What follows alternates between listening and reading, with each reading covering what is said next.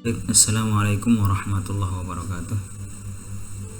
Alhamdulillahirabbil alamin wassalatu wassalamu ala asrofil anbiya'i wal mursalin sayyidina wa maulana Muhammadin wa ala alihi wa ashabihi mujahidin fi sabilillahi ajmain.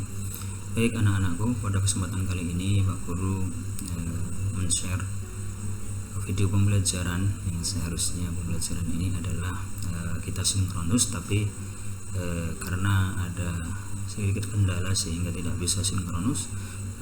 Pak Guru kirimkan video pembelajaran ini sebagai pembelajaran asinkronus ya. Baik anak-anakku kelas 11, tentunya pertama-tama kita memanjatkan puji syukur atas limpahan rahmat nikmat karunia yang diberikan oleh Allah Subhanahu wa taala. Pada kesempatan kali ini Pak Guru bisa menyampaikan materi, yaitu melanjutkan materi yang sebelumnya, kendali diri, kemudian kompetisi dalam kebaikan atau fastabiqul khairat, berlomba-lomba dalam kebaikan. Kemudian yang ketiga adalah etos kerja. Adapun yang dua sebelumnya sudah Pak Guru sampaikan, kemudian ini adalah lanjutan. Baik, untuk menyingkat waktu Pak Guru lanjut untuk menjelaskannya. Baik, tentunya tak lupa sebelum Pak Guru lebih jauh menjelaskan, marilah kita bersama-sama berdoa sebelum kita memperhatikan atau menyaksikan apa yang Pak Guru sampaikan. A'udzubillahi minasyaitonir rajim. Bismillahirrahmanirrahim. Raditu billahi rabba wa bil islami dina wa bi Muhammadin nabiyya wa rasula. Rabbi zidni ilma warzuqni fahma. Amin ya rabbal alamin. Baik, yang pertama tujuan pembelajaran kepada etos kerja dalam Islam atau etos kerja unggul di dalam Islam, yaitu pertama adalah tujuan pembelajarannya mampu membaca Quran surat Al-Mujadilah ayat 11 dan Quran surat Al-Jumu'ah ayat 9 sampai 10 dengan baik dan benar. Kemudian mampu mengartikan Quran Al-Mujadilah ayat 11 dan Quran Al-Jumu'ah ayat 9 sampai 10.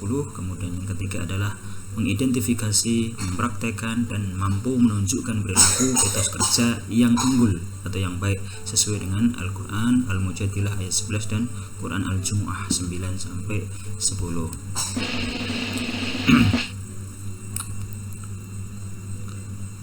Quran surat Al-Mujadilah sebagaimana Allah firmankan, a'udzubillahi minasyaitonirrajim, bismillahirrahmanirrahim, ya ayyuhalladzina amanu idza qila lakum tafassakhu fil majalisi fafsakhu yafsakhillahu lakum wa idza qila ansuzu fansuzu yarfa'illahu alladzina amanu minkum walladzina utul ilma darajati wallahu bima ta'maluna khabir. Artinya, hai orang-orang yang beriman, apabila kamu dikatakan kepadamu berlapang-lapanglah dalam majelis, maka lapangkanlah, niscaya Allah akan memberikan kelapangan untukmu. Dan apabila dikatakan berdirilah kamu, maka berdirilah, niscaya Allah akan meninggikan orang-orang yang beriman di antaramu dan orang-orang berilmu pengetahuan beberapa derajat, dan Allah Maha mengetahui apa yang kamu kerjakan. Baik anak-anakku sekalian, ayat ini termasuk di dalam kandungan ayat, yakni kita sebagai orang yang beriman, kita sebagai orang yang taat kepada Allah Subhanahu wa taala, maka ketika ada hal-hal yang memang ini memerlukan kita atau menuntut kemampuan kita, menuntut kompetensi kita, apa yang kita mampu, maka luangkanlah atau lapangkanlah diri kalian untuk mampu dan mau, baik itu membantu orang lain ataupun bekerja untuk diri, bekerja keras atau bekerja untuk keluarga atau bekerja untuk saudara-saudara kita yang membutuhkan. Kita lanjut. Al-Jumu'ah, Allah sampaikan dalam firman-Nya, a'udzubillahi minasyaitonirrajim, surat Al-Jumu'ah ayat 9 sampai 10. Ya ayyuhalladzina amanu idza nudiya lis-sholati min yaumil jumu'ati fas'au ila dzikrillah wa dzarul bai' dzalikum khairul lakum in kuntum ta'lamun fa idza qudiyatis sholatu fantasiru fil ardi wabtaghu min fadlillahi wa dzkurullaha katsiran la'allakum tuflihun. Artinya, hai orang-orang beriman, Apabila diseru untuk menunaikan sholat Jumat, maka bersegeralah kamu kepada mengingat Allah Subhanahu wa taala dan tinggalkanlah jual beli. Yang demikian itu lebih baik bagimu jika kamu mengetahui. Apabila telah ditunaikan sholat, maka bertebaranlah kamu di muka bumi dan carilah karunia Allah dan ingatlah Allah banyak-banyak supaya kamu beruntung. Di ayat ini Allah Subhanahu wa taala mau menegaskan bahwa sesungguhnya ketika kita mau bekerja keras tidak dilarang oleh Allah Subhanahu wa taala, tetapi ada kewajiban yang harus kita tunaikan, yaitu ketaatan atau ibadah kepada Allah Subhanahu wa taala. Maka sesungguhnya ketika kita sebagai orang yang beriman, yang pertama yang kita ikuti adalah syariat Allah Subhanahu wa taala, atiullah wa atiur rasul wa ulil amri minkum, kata Allah dalam firman-Nya. Jadi kita harus taat dulu kepada Allah Subhanahu wa taala, kemudian baru taat kepada Rasul, kemudian baru ulil amri minkum atau pimpinan atau tokoh masyarakat atau pemerintah. Adapun ketika ada pemerintah yang membuat aturan yang tidak sesuai dengan syariat atau bahkan berlawanan dengan syariat, maka kita harus mendahulukan ketaatan kita kepada Allah Subhanahu wa taala atau syariat yang Allah Subhanahu wa taala sampaikan kepada kita. Sehingga ketika kita mungkin nanti ada yang menjadi karyawan, ada yang menjadi pegawai, kemudian kita punya atasan, waktunya sholat kita diperintahkan, tentunya kita harus bisa menyampaikan dengan baik bahwa mohon izin, setelah saya sholat nanti saya akan tunaikan pekerjaan atau kewajiban, mohon izin untuk bisa diizinkan. Harus begitu, karena kita harus mengedepankan syariat Allah Subhanahu wa taala.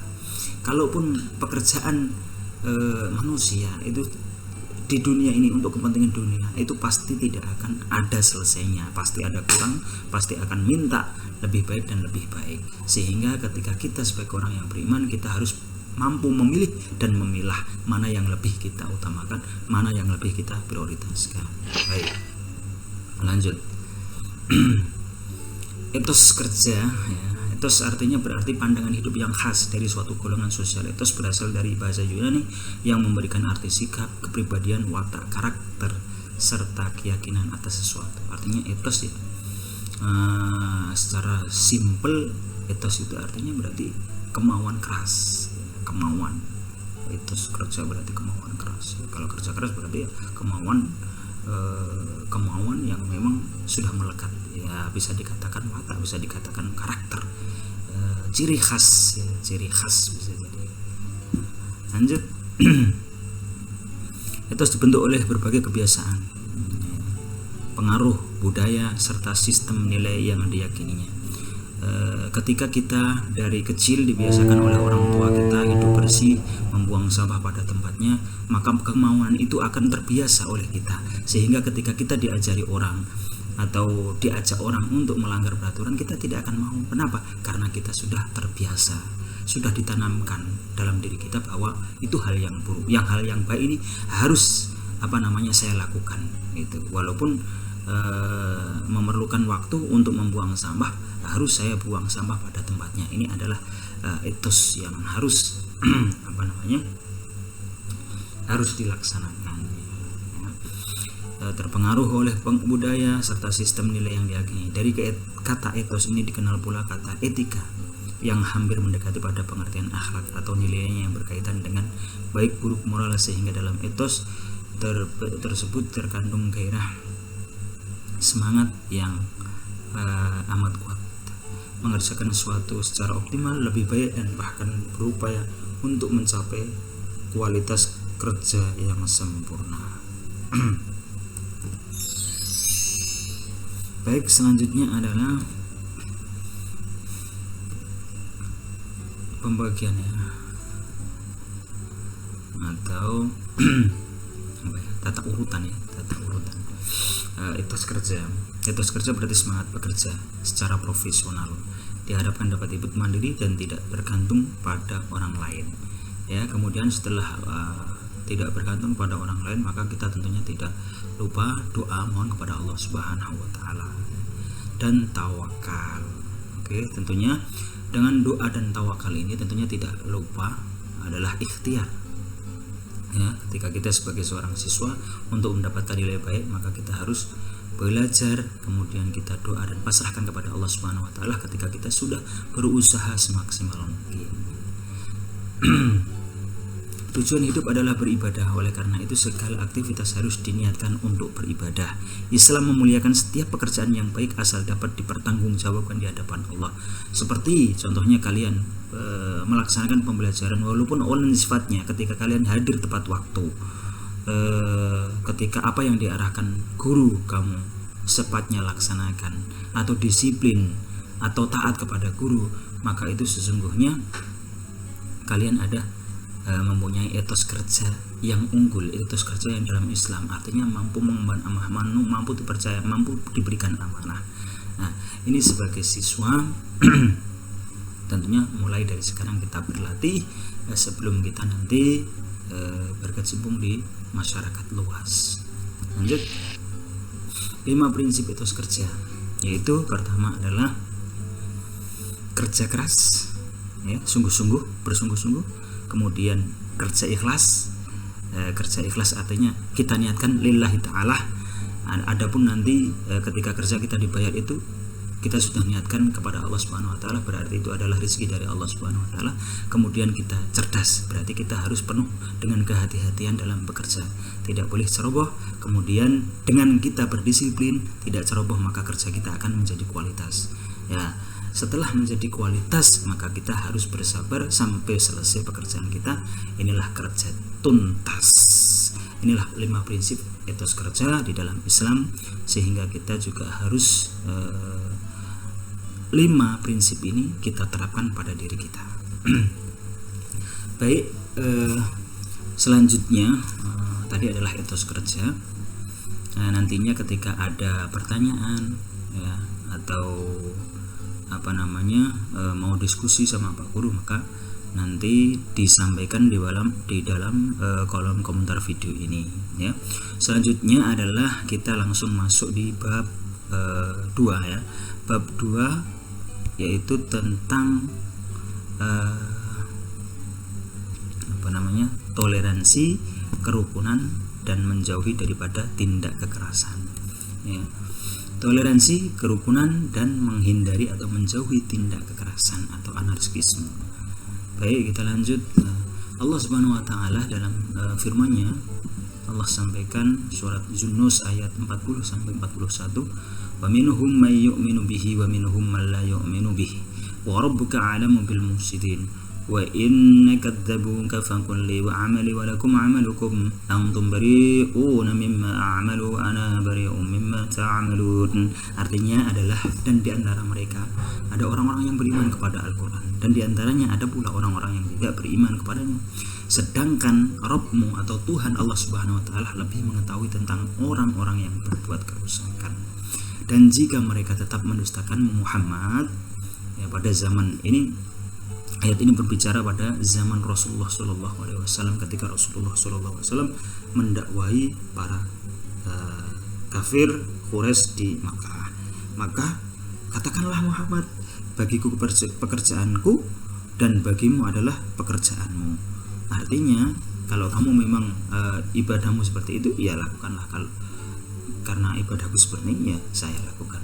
Dan kamu tidak bertanggung jawab terhadap aku kerjaan, dan aku pun tidak bertanggung jawab terhadap apa yang kamu kerjakan. Sama dengan substansi ayat 41 khususnya, ya, surat Yunus ini substansinya atau kandungannya ini hampir mirip dengan surat Al-Kafirun, ya. Qul ya ayyuhal kafirun, ya, katakan wahai orang kafir. Qul ya ayyuhal kafirun la a'budu ma ta'budun. La a'budu, tidak seperti Tuhan yang tidak sama Tuhan yang kamu sembah dengan apa yang aku sembah. Jadi artinya ini substansinya adalah bagimu agamamu, bagiku agamaku. Jadi artinya di sini adalah inti daripada toleransi yang sebetulnya. Baik, kita lanjut. Hadis yang terkait dengan toleransi adalah hadis dari Abdullah Kemudian isi hadisnya adalah qila ya Rasulullah, qila li Rasulillah sallallahu alaihi wasallam, ayyul adyani ahabbu ilallahi, qala hanifiyatu samhah. Telah menceritakan kepada kami Abdullah, telah menceritakan kepada saya Abi, telah menceritakan kepada saya Yazid berkata, telah mengabarkan kepada kami Muhammad bin Isa dari Dawud bin Al-Husain dari Ikrimah dan dari Ibnu Abbas. Ia berkata, ditanyakan kepada Rasulullah Shallallahu Alaihi Wasallam, agama manakah yang paling dicintai oleh Allah Subhanahu Wa Taala? Maka beliau bersabda, Al-Hanifiyah As-Sam'ah, yang lurus lagi toleran. Baik, karena ini sebentar dulu karena ada kendala. Ada mati lampu, coba saya nyalakan.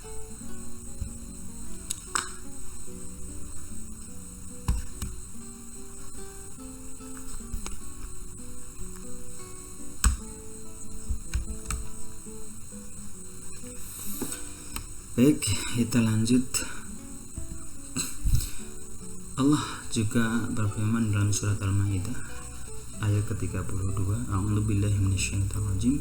Inna ajli dzalika kadabna ala bani Israila annahu man qatala nafsan bighairi nafsin aw fasadin fil ardi faka'annama qatala an-nasa jami'a wa man ahyaha faka'annama ahya an-nasa jami'a wa laqad ja'atuhum rusuluna bil bayyinati thumma inna katsiran minhum ba'da dzalika fil ardi lamusyrifun. Artinya, oleh karena itu kami tetapkan suatu hukum bagi Bani Israel, bahwa barang siapa membunuh seseorang bukan karena orang itu membunuh orang lain atau bukan karena berbuat kerusakan di bumi, maka ibarat atau diibaratkan atau seakan-akan dia telah membunuh semua manusia. Dan barang siapa yang memelihara kehidupan seorang manusia, maka seakan-akan dia telah memelihara kehidupan semua manusia. Sesungguhnya Rasulullah telah datang kepada mereka dengan membawa keterangan-keterangan yang jelas, tetapi kemudian banyak di antara mereka yang telah melampaui batas. Mereka setelah itu melampaui batas di bumi ini. Dimaksudkan ayat ini adalah terkait dengan toleransi, bahwa kita tidak boleh saling menyakiti, kita harus saling melindungi. Bahkan digambarkan bahwa kalau kita sampai menyakiti satu orang atau membunuh satu orang, ibaratnya kita itu membunuh manusia yang ada di muka bumi.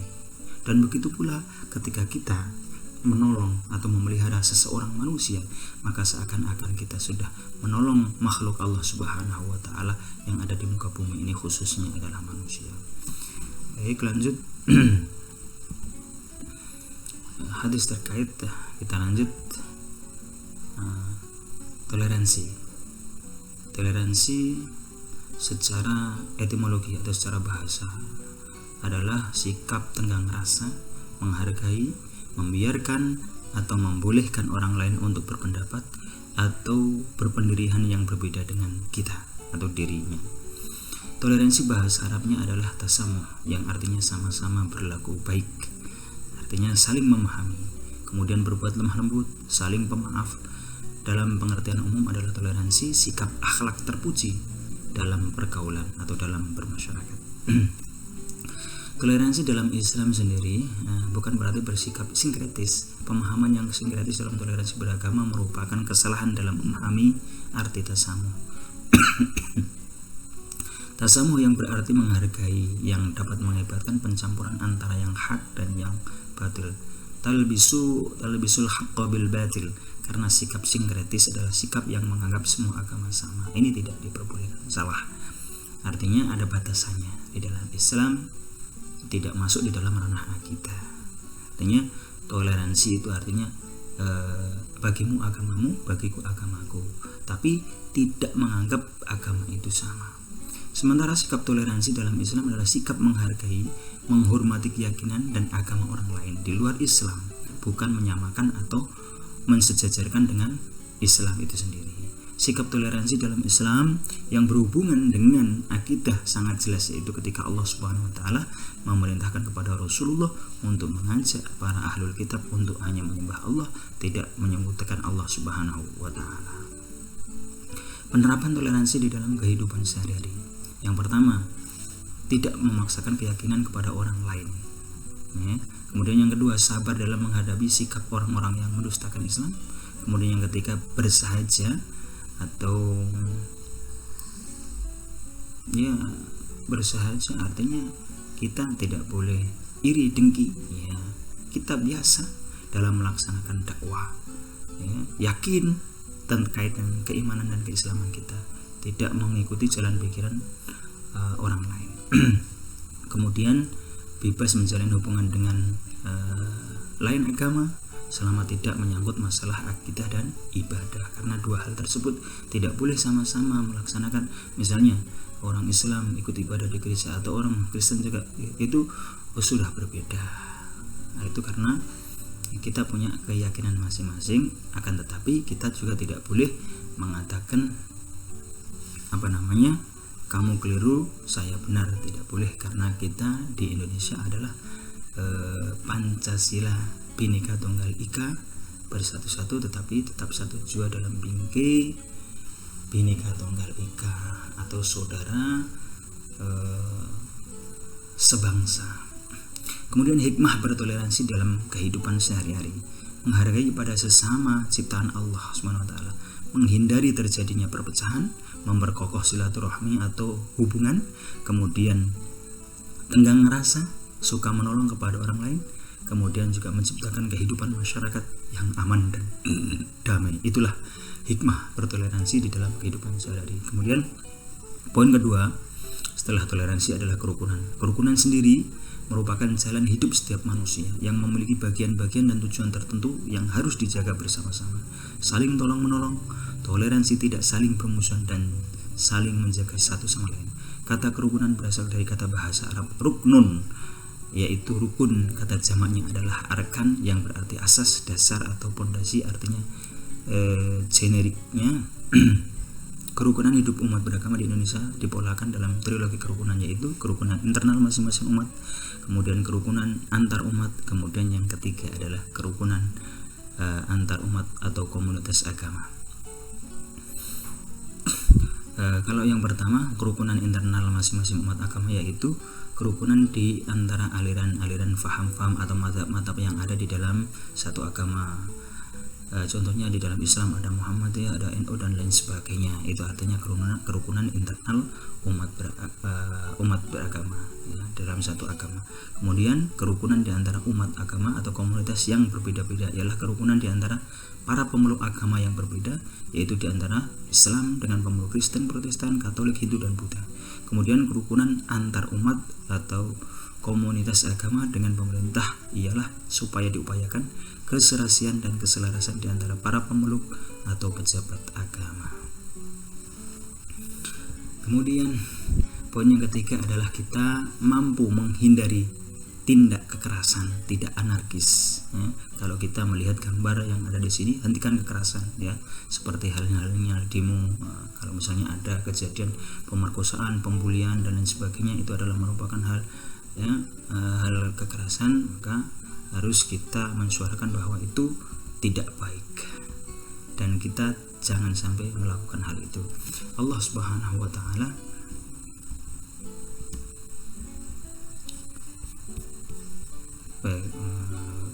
sebentar, kita keluar tadi sampai di sini. Oke. Nah, tadi sampai di sini ya. Slide selanjutnya adalah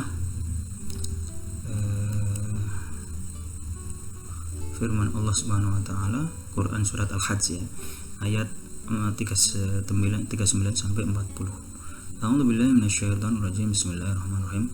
Udina lil ladzina yuqatiluna أذن للذين يقاتلون بأنهم ظلموا وإن الله على نصرهم لقدير الذين أخرجوا من ديارهم بغير حق إلا أن يقولوا ربنا الله ولولا دفع الله الناس بعضهم ببعض لهدمت لصوامع وبيع وصلوات ومساجد يذكر فيها اسم الله كثيرا ولينصرن الله من ينصره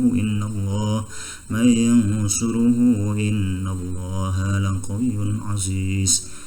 Artinya telah diizinkan berperang bagi orang-orang yang diperangi, karena sesungguhnya mereka telah dianiaya, dan sesungguhnya Allah benar-benar Maha Kuasa menolong orang itu, yaitu orang-orang yang telah diusir dari kampung halaman mereka tanpa alasan yang benar, kecuali karena mereka berkata, Tuhan kami hanyalah Allah Subhanahu wa Ta'ala. Sebagaimana ketika kita memang dianjurkan toleransi, kita memang diajarkan untuk rukun, ya, tetapi kita juga punya hak untuk membela diri apabila kita diperangi. Jadi dalam Islam itu bukan berarti kita diam diri apabila kita dianiaya, kita harus melawan itu. Tetapi kita tidak boleh mengawali permasalahan itu. Kita hanya sifatnya membela, berperang tetapi sifatnya membela, ya. Apalagi orang-orang yang memusuhi secara terang-terangan agama kita harus tegas dan keras. Kekerasan adalah prinsip dasar dalam hukum publik. Kekerasan adalah prinsip dasar dalam hukum publik atau privat Romawi. Privat Romawi yang merupakan sebuah ekspresi baik yang dilakukan secara fisik ataupun secara verbal. Ya, secara fisik berarti bisa memukul lah, menendang lah, dan lain sebagainya, ya, yang bentuk aniaya, ya. Kemudian secara verbal ini sekarang kita masuk di era digital, bisa jadi orang itu komentar-komentar yang tidak baik, menjelek-jelekan orang lewat medsos dan lain sebagainya. Ini adalah bentuk kekerasan secara verbal yang mencerminkan pada tindakan agresi dan penyerangan pada kebebasan atau martabat seseorang yang dapat dilakukan perorangan atau sekelompok orang. Kita lanjut saja, ya. Langsung surat Al-Maidah ayat 32. Ini tadi sudah kita sampaikan juga. Oleh karena itu kami tetapkan suatu hukum bagi Bani Israel, bahwa barang siapa yang membunuh seorang manusia bukan karena orang itu membunuh orang lain atau bukan karena membuat kerusakan di muka bumi, maka seakan-akan dia telah membunuh manusia seluruhnya. Ini tadi kita sudah baca. Sikap menghindari tindak kekerasan, ya, kita harus saling menghargai, menghormati orang lain, menghindari sikap egois, angkuh dan sombong. Nah, ini harus kita hindari, ya, kalau kita tidak mau terjebak dalam tindak kekerasan. Kemudian menjaga perasaan orang lain, jangan sampai membuat orang lain tersinggung. Bersikap toleransi dalam hal apapun, termasuk dalam agama atau berteman. Kemudian berteman tanpa membedakan sara, ya. Sara itu apa? Sara itu adalah suku, agama, ras, dan suku, agama, dan ras, ya. Suku, agama, dan ras. Kemudian 6 adalah tidak mudah terprovokasi, ya. Jangan sampai ketika kita dibisiki begini kemudian kita langsung panas, kemudian kita langsung bertindak tanpa terkontrol. Kita harus memperhitungkan, kita harus tabayun, memperjelas apakah benar apa yang telah disampaikan si A atau si B, ya, untuk menjaga atau menghindari tindak kekerasan. Baik,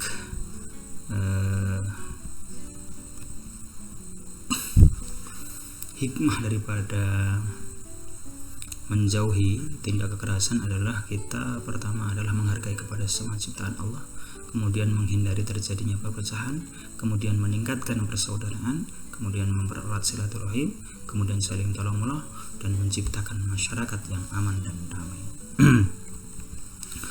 Kemudian kesimpulannya adalah Islam terdapat beberapa ajaran yang bisa difahami membolehkan kekerasan seperti perang, baik ajaran yang bersumber dalam Al-Quran maupun hadis. Namun yang harus dipahami adalah bahwa ajaran tersebut tidak terlepas dalam koridor membela diri. Ya, ini harus digarisbawahi. Jadi Islam itu berperang karena membela diri.